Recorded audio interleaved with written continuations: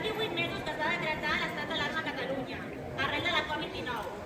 Fa un any i mig que tothom es va haver d'aturar, però les activitats s'han anat reprenent amb la major o menor normalitat. Pràcticament totes, més activitat castellera, que cada vegada veu més lluny la normalitat, la tornada als castells i la perpetuació dels salons castellers com a patrimoni immaterial de la humanitat. Però no només això, sinó que a més les colles no ens sentim recolzades per l'administració. No hi ha protocols que s'adequin ni que parlin directament de la nostra pràctica. I sembla que hi hagi voluntat política de que així sigui. Els castellers de Terrassa demanem a l'administració que realitzi protocols actualitzats i adreçats al nostre col·lectiu. En general, el món casteller ens estem veient frustrats i indignats per la situació i s'hi sumen les realitats de cada ciutat. Mentre veiem zones on ja fan cercaviles o proves pilot de 50 persones, en altres territoris això està a anys llum, ni s'ho plantegen.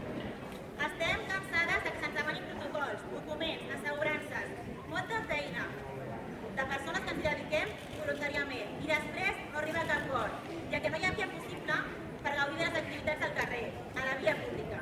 Els castellers de Terrassa demanem a les autoritats del país i de la ciutat de Terrassa que tinguin en compte els esforços de les colles castelleres per reprendre l'activitat de manera segura i que s'elabori i executi un pla que permeti el retorn de les nostres colles.